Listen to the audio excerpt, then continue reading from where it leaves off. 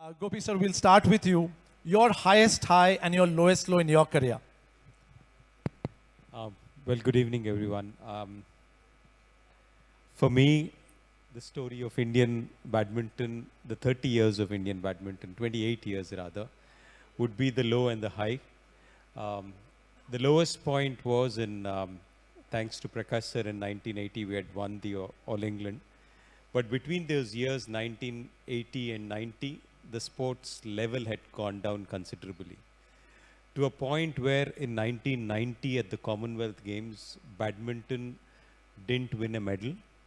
And in 1994 in Canada, the Indian team was not sent to the Commonwealth Games because we were less than the government standard of top 6 nations of Commonwealth Games.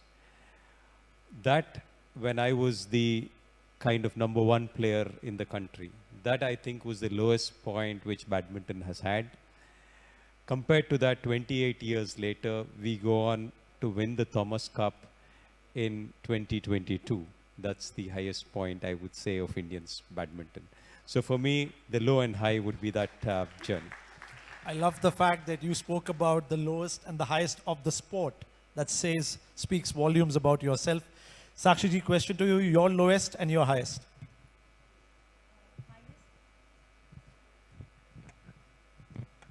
Highest तो सबको पता ही है, Rio Olympics जब सब wait कर रहे थे और 14 दिन हो गए थे, कोई मेडल नहीं आ रहा था, पूरा इंडिया वेट कर रहा था कि इंडिया का मेडल की शुरुआत कब होगी। और मुझे वो सौभाग्य मिला कि मैंने वो पदक जीता और थोड़ा सा तो हैप्पी किया। एंड देन फिर पीवी सिंधु ने सिल्वर जीता, तो वो मेरा सबसे हाईएस्ट पॉइंट था। एंड लोवेस्ट जो था वो मेरा जब मैंने रेसलिंग छोड़ा 2023 में, आपको सबको पता है हमने प्रोटेस्ट किया था अगेंस्ट सेक्सुअल हैरेसमेंट, तो वो लोवेस्ट नहीं, वहाँ तो मेरा करियर ही मैंने ख़त्म कर दिया था, क्योंकि मैंने फ़ाइट किया था इस चीज़ के लिए कि जो स्पोर्ट्स में सेक्सुअल हैरेसमेंट होता है, और नॉट इन ओनली रेसलिंग, बहुत सारे फेडरेशंस में ऐसा होता है, मेरे को सुनने में भी आता है, तो उसके अगेंस्ट हमने फ़ाइट किया था। हम 40 दिन तक रोड पे सोए और उसके बाद भी सुनवाई नहीं हुई। और फाइनली जो है जो प्रेसिडेंट इलेक्शंस के बाद हुआ वो ब्रिजभूषण का ही खास आदमी था। तो मैंने सोचा इतना फाइट किया और इतना स्ट्रगल किया, तो उन्हीं वापस से वही प्रेसिडेंट बना, तो उन्हीं लोगों के बीच में मैं रेसलिंग नहीं कर सकती हूँ, तो मैंने अपना रेसलिंग वहाँ छोड़ा। लेकिन रेसलिंग खुद का करियर ज़रूर छोड़ा, लेकिन अभी मेरा फोकस यही रहता है कि मैं रेसलिंग को कैसे आगे बढ़ाऊँ, कैसे मेरे से बेहतर मेडल जो है रेसलिंग में आए, क्योंकि 2 ओलंपिक से लगातार मेरी जो उम्मीदें हैं वो टूटती जा रही हैं। टोक्यो में भी उम्मीद थी बहुत ज़्यादा कि रेसलिंग से 2-3 मेडल्स आएंगे, और पेरिस में तो और ज़्यादा उम्मीद थी, और विनेश ऑलमोस्ट देयर, उसने प्रूव किया। बहुत से लोग बोल रहे थे प्रोटेस्ट पॉलिटिकल है और ये है, ये चीज़ मुझे आज भी सुन के बड़ा दुख होता है। कोई भी बोलता है कि प्रोटेस्ट जो है आपका पॉलिटिकल था, कोई उसके पीछे कोई मकसद नहीं था, आपको सिर्फ अपना जैसे एलिगेशंस लगते थे कि ये डायरेक्ट ओलंपिक्स में जाना चाहते हैं या ये ख़त्म हो चुके हैं, लेकिन विनेश ने वो प्रूव करके दिखाया। वो ट्रायल्स में जीती, वो फिर उसने क्वालिफाई किया, एंड देन वो पेरिस पहुंची और वो फाइनल्स में भी पहुंची। वो तो ठीक है, लक की बात है कि उसे सिल्वर नहीं, सिल्वर तो ऑलमोस्ट था, उसे वो गोल्ड की दावेदार थी, तो नहीं मिल पाया। तो बस यही कहना चाहूँगी कि वो लोवेस्ट था, लेकिन इस चीज़ को मैं काफ़ी जो है वो स्ट्रॉन्ग उससे लेती हूँ कि मैं आगे जाके जो है लड़कियों को, वुमेंस को जो है स्ट्रॉन्ग कर पाऊँ कि आप गलत के खिलाफ हमेशा आवाज़ उठाइए। Thank you so much for doing that. और जिस तरह मनु जी कह के गई कि मतलब ज़रूरी है कि हमारे प्लेयर्स आगे जाके फ्यूचर जनरेशंस को मदद करें, so thank you so much. Mister Borooah, your high and your lowest point in your sporting career. Good evening, everybody. Yeah, my highest is of course to when I won the gold medal in the chess Olympiad on the second board, individual gold medal in 1990. That was in Yugoslavia, and of course when I got the Grandmaster title, I became Grandmaster after Viswanathan Anand. I was the second one, and there were many lowest performances, but yeah. When I was missing the Grandmaster norms just by half points or 2 points, it happened for many years. So that was the low time. Thank you. Thank you for sharing. Mr. Anand, question to you as well. Your highest high and your lowest low. I don't know which title I would pick as my highest. I kind of like them all. But I would say the 2007 one in Mexico felt very special. And my lowest, probably in many ways, the way I felt about chess and the result was in the match in 2013. Yes, I mean, with a checkered career like yours, it's hard to pick, from so many of the peaks that you've enjoyed. Now having heard the highs and the lows, I think the question begs is, what lesson do we learn? And we typically talk about lessons from failures, but Mr. Anand, let me start with lessons from success. 2024 has been a fabulous year for Indian chess as a whole. So my question to you is, what lesson do we as a sporting fraternity learn? How do we potentially repeat 2024 for Indian chess or a similar year for any sport? Because it's a year very, very hard to replicate. What lessons do the Gukeshes, the Pragyanandas, the Arjuns, and the future stars coming out, the Vaishalis, etc., what lessons do we learn as a sporting community to hopefully repeat a 2024 in chess once again? I think we have to recognize that there's a role for luck. India did a lot of the right things with chess, and our chess players have been very, very impressive in the way they conduct themselves, in the way they prepare themselves for big events, with their ambition, with their goals, everything. But such a rare confluence when everything lovely happens at the same time. Look, I would say that even to be lucky, you have to be good. And in somehow we manage that. In my own case, typically after some period of success, I might have relaxed. Even without wanting to do it, you kind of slowly take your foot off the accelerator. It happens almost despite you. And that is a serious danger to avoid. So we must continue to build and see how to expand. How do we get more people playing the game? How do we get more women into the game? And continue to work for these things. But it's been a magical year. I'll certainly agree with that. No, thank you for acknowledging the importance of being prepared for that luck to sort of play out as well.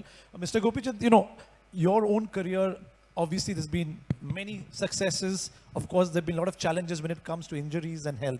So from a physical perspective, in a sport like badminton, where, there's so much of physicality involved, physical training involved, any thoughts on messages on what can athletes do to sort of bounce back from physical setbacks? How did you go about that journey? Well, 30 years ago, 1994, I had an ACL tear on my left knee. Back in the day, and probably even today, that's a major injury to have. Again, in 96, I had another surgery on the same knee in 98. So I've had 3 back-to-back knee surgeries in my playing days, where I actually didn't have a physiotherapist also to recover. So it's been a career which, of course, is a very physical sport and injuries are big. So I think somewhere down the line, it's very important to celebrate what you have. And when you're back on court, you're hungry for what you don't have. And I think it's very important to have both those perspectives, which are important. Because when I started playing after the injury, I didn't know how far I would go, but I was very thankful that I was able to play. And I think that itself was a big bonus. I think to celebrate those small victories, to feel happy about even just getting back, and thank God for at least making you back to that step, I think is important. So every step of the recovery, I would say, is about gratitude, is about feeling happy, almost cheating yourself to feel happy. Because when I got the injury, I was 20 years old, I had everything going right. But then when you have the injury and 6 months down, you're just starting to walk, you see a small muscle pop out of your quadricep, you have to celebrate it, because you cannot wait for yourself to be the All England champion to celebrate. You have to celebrate the small, you have to cheat yourself to celebrate those small, sweet things. And I think it's a very important part of recovery. And also, when you fall the next time, it's important to be childlike and get up and forget it and start off again. I think that's a very important part of the journey of getting back. Very wise words indeed. Small wins and just sort of celebrate those little moments rather than just wait for those peaks. साक्षी जी, आपके लिए सवाल ये है कि match के दौरान, again going back to आपका जो स्पेशल मोमेंट था 0-5, वो भी एक आप कह सकते हो मैच के दौरान एक लो पॉइंट. उस मोमेंट में ऐसा क्या हुआ कि उसके बाद आप वहाँ से 8-5 जीती? मेंटली आपने क्या स्विच करा that led you to that massive victory? First round में 5-0 डाउन थी मैं, तो 30 सेकेंड का ब्रेक मिला और उस समय जो कोच थे ओलंपिक में वो कुलदीप मलिक जी थे, तो उन्होंने मुझे बताया सिर्फ 3 मिनट है, या तो ओलंपिक मेडलिस्ट या फिर खाली हाथ, तो यही 3 मिनट है, तुझे अपना बेस्ट करना है और तू बहुत ज़्यादा ताकतवर है. तो मुझे हमेशा इस चीज़ से मोटिवेट करते थे कि तू दुनिया में सबसे ज़्यादा ताकतवर है. तो ये चीज़ बहुत मुझे यूँ हुई कि नहीं, लास्ट मौका है, या तो ओलंपिक ब्रॉन्ज मेडल हाथ में होगा या खाली हाथ होगा. बस फिर मैं वापस गई और मुझे यूँ था ये 3 मिनट मुझे बस अपना बेस्ट करना है, रुकना नहीं है. जो थोड़ा बहुत डर था, जो पहले राउंड में मैं खुल के नहीं खेल पाई, तो वो 3 मिनट जो है वो मैंने अपना बेस्ट किया और सोचा कि बस अपना यही एंड है, चाहे यहाँ मर के ही क्यों ना जाना हो, चाहे पूरा एनर्जी क्यों ना लगानी हो, बस मेडल जीतना है. तो वो एनर्जी और वो पॉजिटिव थिंकिंग मैंने लिया एंड देन वो काम किया. और लास्ट मोमेंट में जो था, बराबर होने के बाद फिर लास्ट 2 पॉइंट मैंने बिल्कुल लास्ट 5-7 सेकंड में लिया और फाइनली ओलंपिक ब्रॉन्ज मिला. और वो डाइजेस्ट करने के लिए काफ़ी टाइम भी लगा क्योंकि मुझे हमेशा से यूँ था कि मुझे ओलंपिक मेडल जीतना है, ओलंपिक पोडियम पे खड़ा होना है, लेकिन यूँ नहीं था कि पहला ओलंपिक्स और उसी में ही मेडल. हाँ, तो वो मेरे लिए एक बहुत बड़ी विक्ट्री थी. Fantastic. The role of a coach is so critical. And हमने पिक्चरों में देखा है, शाहरुख जी कहते थे चकदे में 70 मिनट, आपके पास सिर्फ 3 minute. Fantastic. Dibyendu ji, you do a lot for the grassroots sport as well. You've been, doing such great work. Again, as Mr. Anand said, it's not just about one person winning, but about driving that at a cultural level.